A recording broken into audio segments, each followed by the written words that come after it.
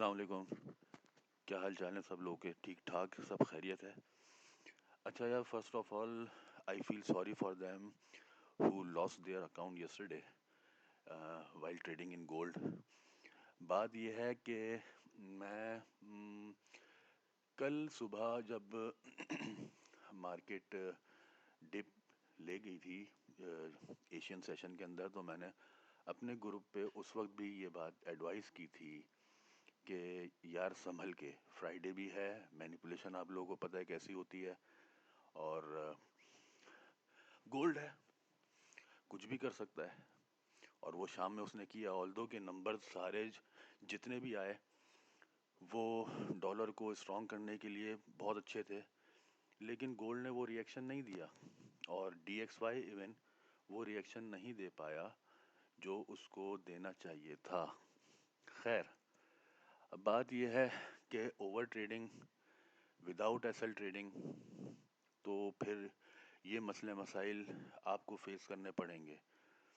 आपके लिए कोई और रेमेडी नहीं है बगैर एसएल और ओवर ट्रेडिंग के आप अकाउंट बचा सकें, चाहे वो $5,000 का अकाउंट हो।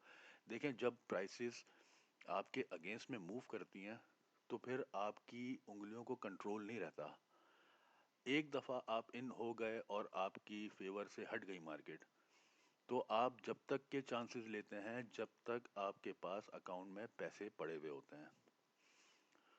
और यही चीज़ मार्केट आपको अट्रैक्ट करने के लिए काफ़ी है कि आपके पास जितना पैसा है आप डालते रहें। I am here to make you empty. खैर, ये बातें भाई जितना समझा सकते हैं उतना समझाते हैं, लेकिन जिसके समझ में आए अच्छी बात है, जिसके समझ में नहीं आ रहा वो बेचारा अकाउंट वॉश करवा रहा है। और दूसरी बात सर, पैसा आपका अपना है, किसी और का थोड़ी है। आप लोगों को अपने पैसे से खुद मतलब नहीं, खुद प्यार नहीं, तो दूसरा क्या कर लेगा? कुछ भी नहीं कर सकता वो आपको सिर्फ समझा सकता है, आपको गाइड कर सकता है। इसके अलावा उसके पास और कोई रेमेडी नहीं है कि वो आपको किसी तरीके से भी अकाउंट वॉश होने से या किसी और मैटर में आपको बचा सके। चलें, जो हो गया अब उसको कुछ कर नहीं सकते, लेकिन ये है कि आगे के लिए प्रिवेंशन है, आगे के लिए लेसन है, उसको कम से कम लेसन के तौर पे लें और अपने अकाउंट, अपने अपने हार्ड अर्न मनी को थोड़ी सी वैल्यू दें। चलें जी, खैर ये बातें होती रहेंगी, और टाइम टू टाइम मैं ये अपने ग्रुप मेंबर्स पे, अपने दोस्तों को ये बात समझाता भी रहता हूँ, तो कभी ना कभी उनके दिमाग में आ जाएगी कुछ ना कुछ। चलें, खैर अब शुरू करते हैं कि हमारे पास नेक्स्ट वीक के लिए क्या क्या डाटा है और what we can earn from market during next week. तो ये स्क्रीन आपके सामने है। इसके अंदर न्यूजीलैंड का हमारे पास कैश रेट आ रहा है, कनाडा का कैश रेट आ रहा है, और यूरोप का कैश रेट है।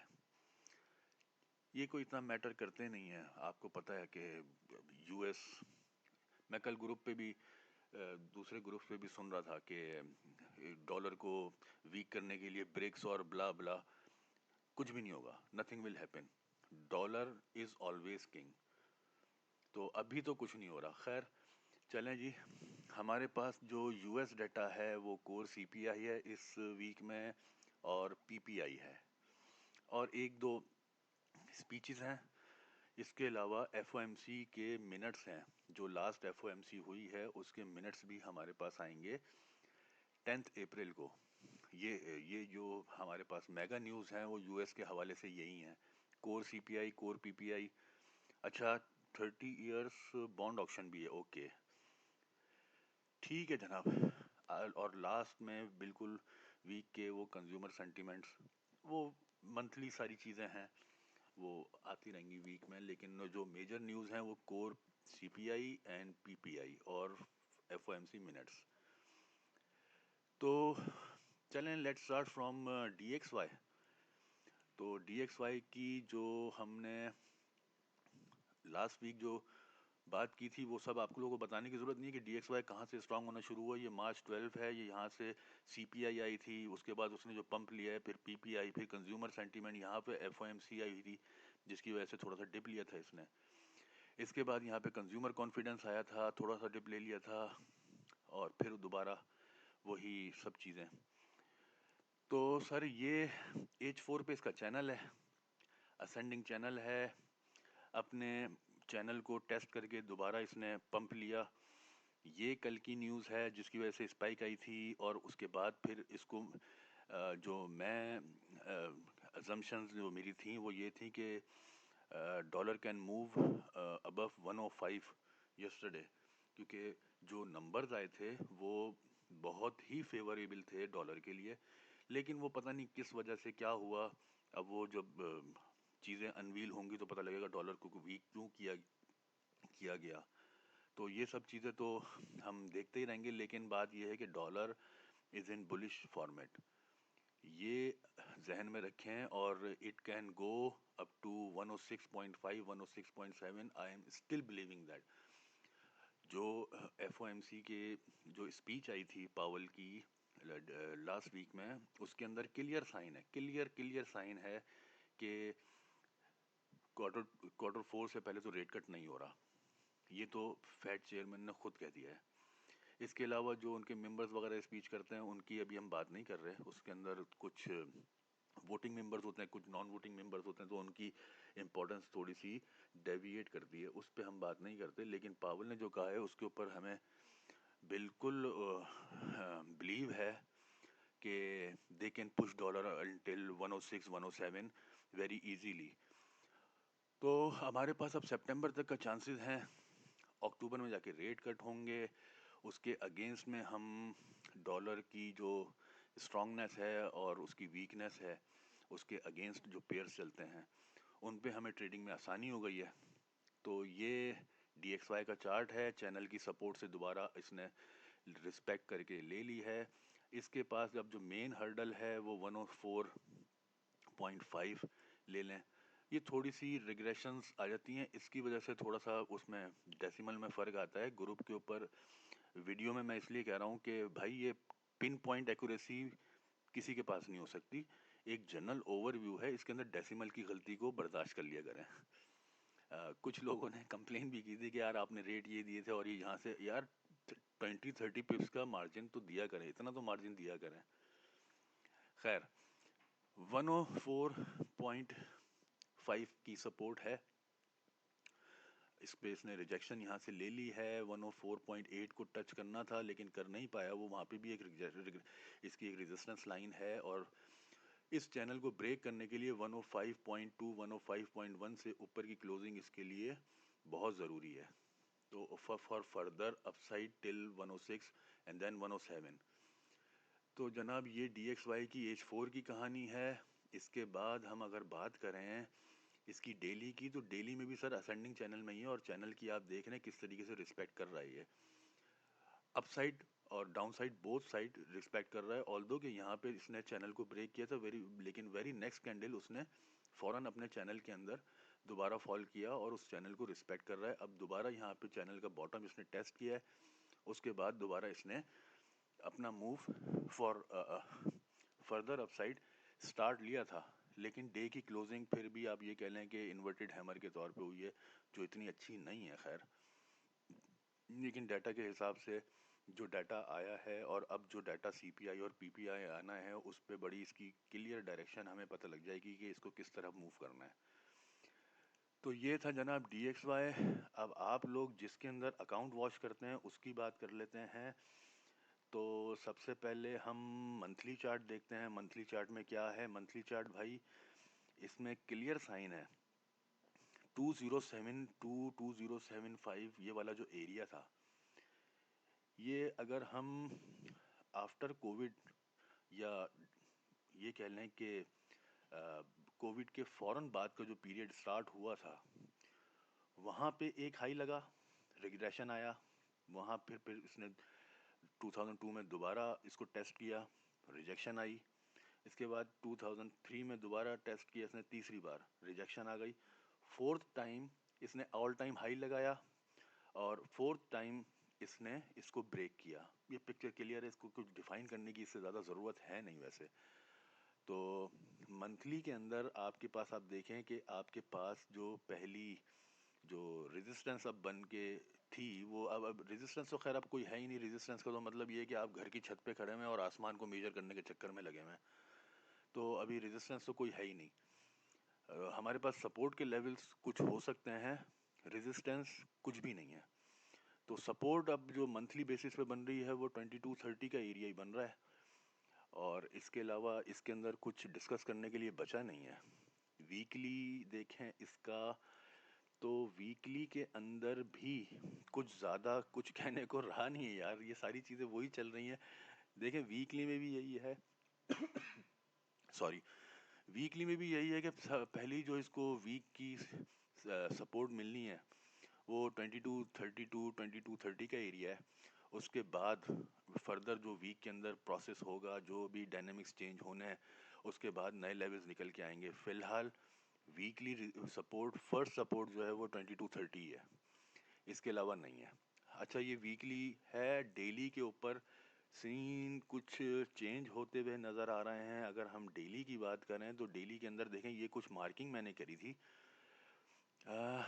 ये वो, अच्छा ये तो वही एक कंसोलिडेशन चैनल है जिसके अंदर ये है, जहाँ से इसने इसको ब्रेक किया है। तो उसके बाद ये 2145 2180 के एरिया के अंदर थोड़ी सी इसने कंसोलिडेशन करी थी during during March, during Feb and March ये कह लें।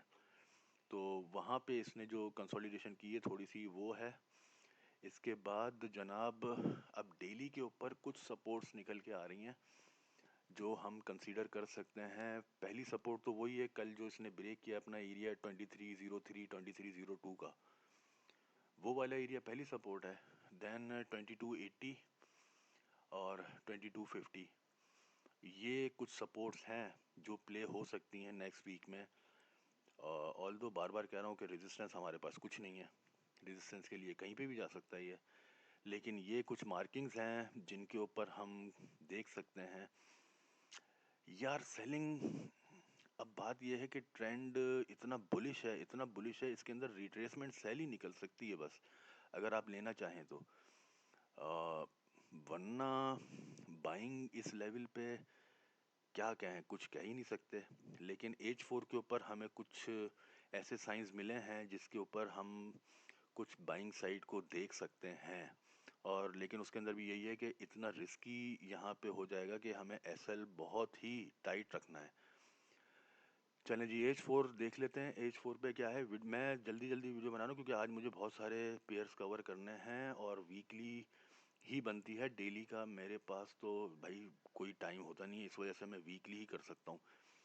तो H4 पे सर ये एक चैनल बना हुआ है और बताने की ज़रूरत नहीं है, इट्स क्लियर क्लियर। और बल्कि इसको तो मैं असेंडिंग में नहीं, ये तो आप समझ लें कि ये तो वर्टिकल शेप में जा रहा है।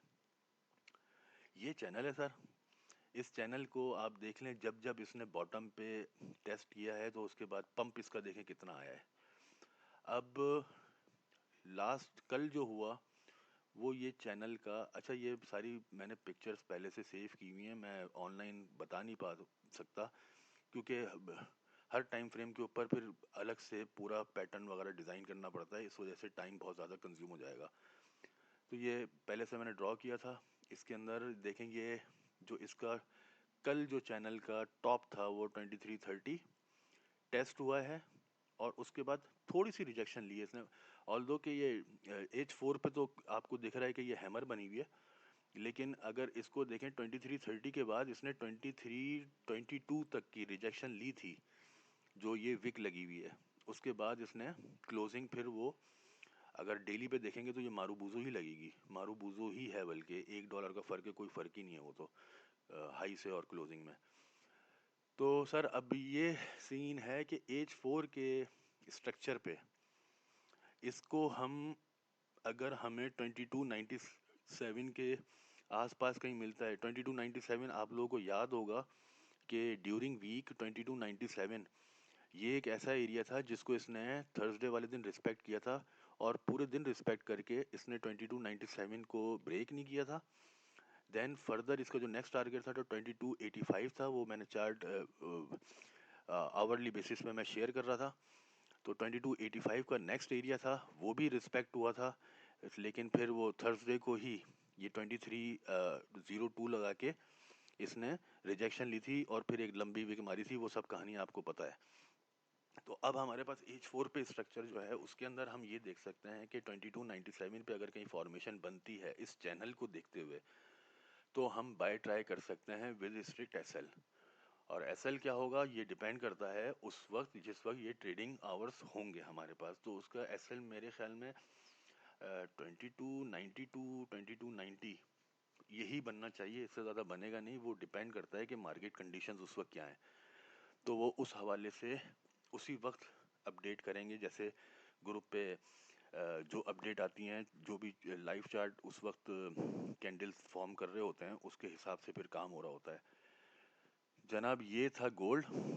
अब ऑयल के ऊपर बात करते हैं। ऑयल के अंदर अगर डेली पे सबसे पहले देखते हैं, डेली पे बुलिश स्ट्रक्चर है, फुल सुपर बुलिश स्ट्रक्चर है।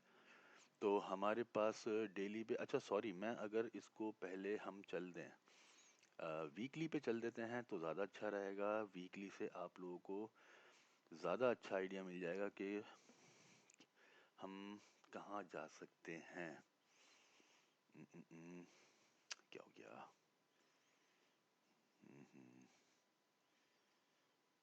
H4 है ये तो। अच्छा, ये तो बात ख़त्म हो गई हमारी। इसके बाद जनाब ऑयल का वीकली, सॉरी यार, थोड़ा सा oil oil oil oil oil, ये तो इसका डेली है। ओके, वीकली के चार्ट के ऊपर ये आ गया।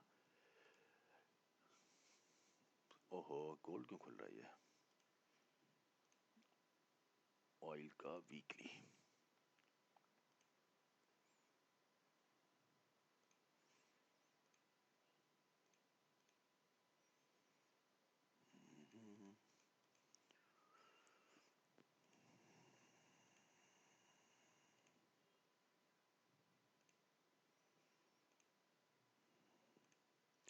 चलें छोड़ें, खैर वो नहीं आ रहा। खैर ऑयल डेली के ऊपर हमारे पास कुछ सपोर्ट्स हैं जिनको ये प्ले कर सकता है। वीकली में तो हमारे पास अल्टीमेट जो टारगेट है वो 82 तक का है, अगर वहाँ तक मिलता है हमें तो। और हम इसमें वही है कि स्ट्रक्चर पूरा बुलिश है। सेलिंग अगर लेंगे तो रिट्रेसमेंट सेल होगी, और रिट्रेसमेंट सेल आपको पता है कि 100 टू 125 या 150 पिप्स कह लें, इतना मूव आता है। इससे ज़्यादा मूव हम पिक कर नहीं पाते। और रिट्रेसमेंट क्योंकि होती है, वो साइन यही होता है कि भाई नीचे से थोड़ी सी रिजेक्शन मिल जाएगी बायर्स को, और वो दोबारा इन्वॉल्व हो जाएंगे फॉर फर्दर अप। तो ये कुछ मार्किंग्स हैं जो सपोर्ट्स इसकी निकल के आ रही हैं। इमीडिएट सपोर्ट वही 84.8, यहाँ पे अगर कहीं हमें डेली पे मिल जाता है तो we will go for buy. और हमारे पास रेजिस्टेंस डेली के पॉइंट ऑफ व्यू से भी पहली रेजिस्टेंस तो हमारी यही बन रही है जहाँ से इसने रिजेक्शन ली है, 87.2 87.3। फॉर सेफ साइड 87.5.6 ही कर लें। तो ये हमारी पहली रेजिस्टेंस आएगी डेली पे। इससे ऊपर तो फिर इसका भी एरिया 90 प्लस ही हो जाएगा। और ये है हमारे पास डेली स्ट्रक्चर। डेली स्ट्रक्चर के बाद अगर हम बात करें इसकी, देखें ये अब खुल के आया है सामने। चलें खैर है, ये वीकली पे वही है। देखें ये पूरा एरिया वही बना हुआ है कि स्ट्रक्चर बुलिश है। और वीकली पे 89.7 89.8 कर लें, ये इसकी रेजिस्टेंस बन रही है वीकली बेसिस पे। और डाउन साइड देखें तो वो 82.5 बड़ा अच्छा एरिया मिलेगा बाय साइड पे अगर हमें मिल जाता है। सर H4 जो है ना वो होता है, हम देखें जैसे हम मोस्टली 90% हम लोग काम करते हैं H4 और H1 पे।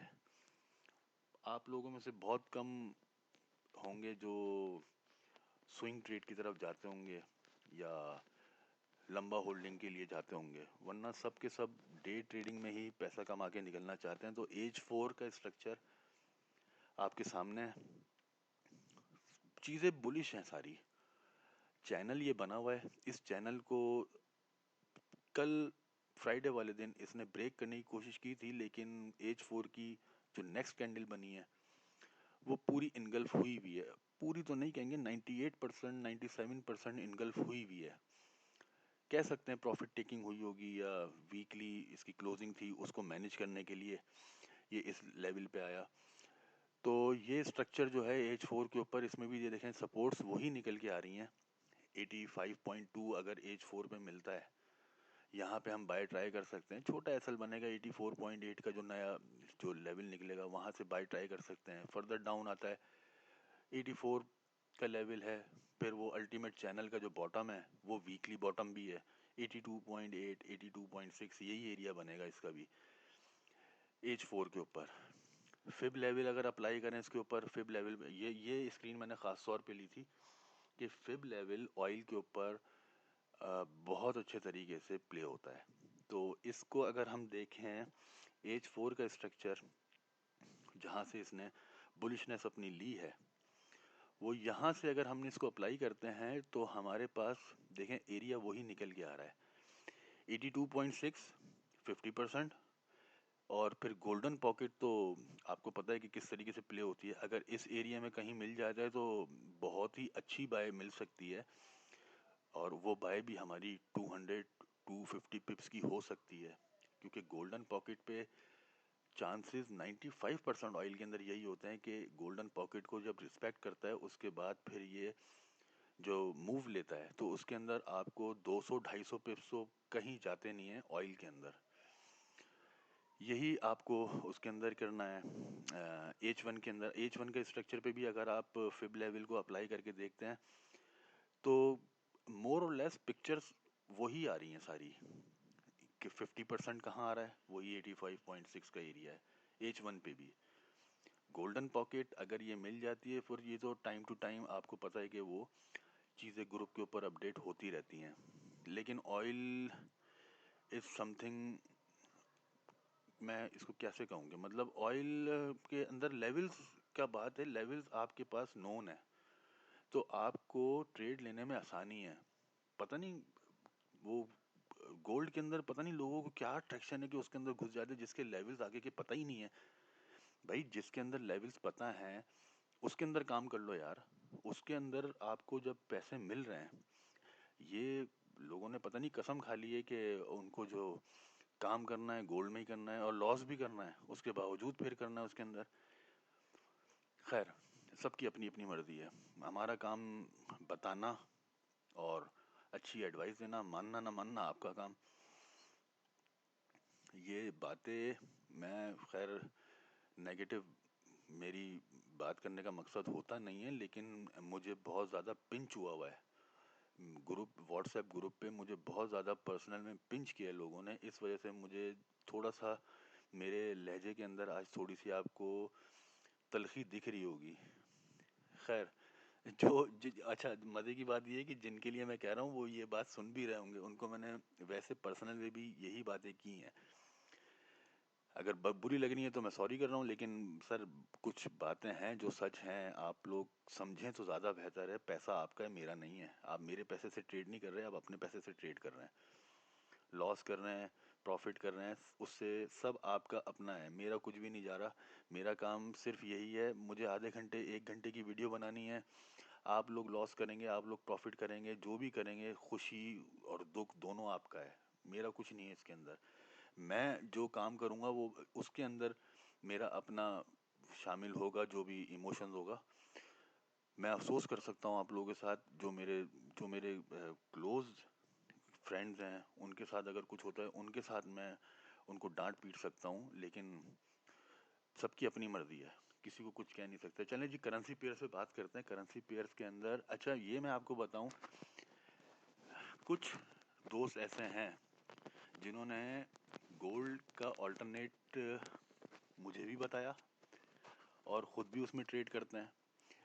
तो सर गोल्ड का alternate GBP USD euro USD, although कि मैं भी इसमें इंटरेस्टेड नहीं था, लेकिन अब थोड़ी सी इसकी रीडिंग करिए तो पता लगा कि भाई जितना जितना सुकून से आप ऑयल के अंदर काम करते हैं, और आपको उसके अगेंस्ट में अगर आपको गोल्ड की खुजली भी रहती है, तो आप जीबीपी यूएसडी और यूरो यूएसडी में काम कर लें, आपको गोल्ड के ऑल्टरनेट के अंदर वो प्रॉफिट भी उतना ही जनरेट करके देते हैं, लेकिन मेंटल हेल्थ को बर्बाद नहीं करते। तो क्विक व्यू ले लेते हैं जीबीपी यूएसडी यूरो यूएसडी का। तो इसके अंदर अगर आप देखें तो सर डाउन ट्रेंड है, ये एक ट्रेंड लाइन है। इस ट्रेंड लाइन को जब तक ब्रेक नहीं कर रहा, we will go for sell sell sell. जब तक ये ट्रेंड लाइन ब्रेक नहीं हो रही, इससे ऊपर का एसएल देंगे। रेजिस्टेंस लाइन आपके सामने लगी हुई है, H4 का स्ट्रक्चर है। सपोर्ट जहाँ पे थी वहाँ पे आप देखें कि ये सपोर्ट पे यहाँ से लेके 2 दफ़ा रिस्पेक्ट की है इसने सपोर्ट को, और पंप किया है। तो हम जब तक इस लाइन के ऊपर है, हम इस लाइन से नीचे, सॉरी, हम इसको सेल करेंगे, थोड़ा सा ऊपर का एसएल देंगे। बाकी टाइम टू टाइम जो भी अपडेट होगी इसके अंदर आती रहेगी। ये हो गया आपका जीबीपी। यूरो यूएसडी की भी सेम कहानी है, इसके अंदर भी कोई रॉकेट साइंस नहीं है। देखें स्ट्रक्चर दोनों के वही है, क्योंकि डीएक्सवाई के अगेंस्ट में ट्रेड करते हैं। डॉलर जिस तरीके से मूव करेगा, ये उस तरीके से मूव करेंगे, उसके अगेंस्ट में मूव करेंगे। तो यही है सर, ये 2 सपोर्ट लाइंस हैं। इस सपोर्ट को लेके ये रिस्पेक्ट किया इसने, इधर से रिजेक्शन ली है। अब ये इस ट्रेंड लाइन से जब तक नीचे रहेगा, ऑल्दो कि हम यहाँ पे भी इसकी सेल देख सकते हैं, थोड़ा सा ऊपर का एसएल देके, लेकिन H4 के ऊपर अगर स्ट्रक्चर पे देखें तो हम इस ट्रेंड लाइन के ऊपर का एसएल देके लंबी होल्डिंग के लिए सेल ले सकते हैं। ये हो गया जनाब यूएसडी के अगेंस्ट में जो अच्छे पेयर थे वो दोनों कवर हो गए। बात करते हैं जीबीपी जेपीवाई की। तो जीबीपी जेपीवाई के अंदर मुझे ख़ास तौर पे थोड़ा सा इंटरेस्ट भी है, और लोग उसको सुनना भी चाहते हैं। तो 2-3 ग्रुप के अंदर मेंबर्स हैं जो इसके अंदर बड़े इंटरेस्टेड हैं ट्रेड करने के लिए। तो हमारे पास इसमें भी कुछ सपोर्ट्स और कुछ रिजेक्शंस मौजूद हैं। तो फर्स्ट रिजेक्शन जो इमीडिएट बन रही है वो 192 की बन रही है हमारे पास, उधर से भी हम सेल ले सकते हैं अपसाइड देखते हुए। और सपोर्ट इसकी ये ब्रेक कर नहीं पा रहा। तो इसके अंदर जो अल्टीमेट सपोर्ट्स बन रही हैं वो सारी मैंने मेंशन की हुई हैं। बाकी टाइम टू टाइम वीडियो लंबी हो रही है, तो टाइम टू टाइम जो भी इसके अंदर अपडेट आएगी वो हम उसी टाइम फ्रेम के अंदर डिस्कस कर लेंगे। इसके बाद कोई आइटम है ऐसा, हाँ, यूरो ईयूडी करेंसी पेयर और क्रॉस पेयर के अंदर सबसे अच्छा लगता है ये मुझे। तो सर ये इसकी भी कुछ सपोर्ट और रेजिस्टेंस हमारे सामने है। अल्टीमेट जो हमारे पास रेजिस्टेंस बन के आ रही है 1.649 की है। अगर ये क्रॉस करता है तो 1.65 200 65 300 का एरिया, जहाँ पे आप देख रहे हैं कितनी दफ़ा यहाँ से इसको रिजेक्शन मिली है जब जब ये नीचे रहा है, और जब ये ऊपर गया है तो फिर इसको सपोर्ट कितना अच्छा बना है। ये सब चीज़ें आपके सामने हैं। आई एम सॉरी वीडियो बहुत लंबी हो रही है, तो कवर करना चीज़ों को ज़्यादा मुश्किल है। बाकी यूएसडी जेपीवाई, ये तो आप ये देखें, ये एक कंसोलिडेशन फेस के अंदर कह लें इसको, या एक रेंज कह लें, इसके अंदर ट्रेड कर रहा है। और काफ़ी अरसे से कर रहा है, मतलब ऑलमोस्ट महीना होने वाला है। तो इसके अंदर बड़ी सिंपल ट्रेड है। 152.200 का एसएल, 152.300 का एसएल दें सेल करें, 149.8.7 का एसएल दें बाय करें। सिंपल ट्रेड है, इसके अंदर कोई साइंस नहीं है। इस रेक्टेंगल जो ये बॉक्स बना हुआ है, इस रेंज बाउंड के अंदर जब तक ये है, देखें एक जगह पे एसएल खाएगा। आप सेलिंग में होंगे या तो अपसाइड ब्रेकआउट देगा, आप बाइंग में होंगे या तो ये डाउन साइड ब्रेकअप देगा। इसके अलावा इसके अंदर कोई रॉकेट साइंस है नहीं। एक एसएल आपको बर्दाश्त करना पड़ेगा। आप इस चैनल के जो भी इसका ये रेक्टेंगल एक रेंज बनी हुई है, इसके अंदर आप इसको ट्रेड करते रहें। बाकी और कोई आइटम ऐसा है नहीं जो मुझे डिस्कस करना हो वीडियो के लिए। ये सब चीज़ें जो जितनी समझ सकता था उतनी आप लोगों को सारी शेयर कर दी। कोई भी चीज़ ऐसी नहीं है जो मैंने छुपाई हो। बाकी वीडियो देखने के लिए आप लोगों का मैं शुक्रिया अदा करता हूँ। ऑलमोस्ट आधे घंटे की हो रही है, लेकिन क्या करें यार, वो चीज़ें इतनी लेंदी हो गई हैं कि वो डिफाइन करना थोड़ा मुश्किल हो जाता है। Thank you very much for your time. Thank you.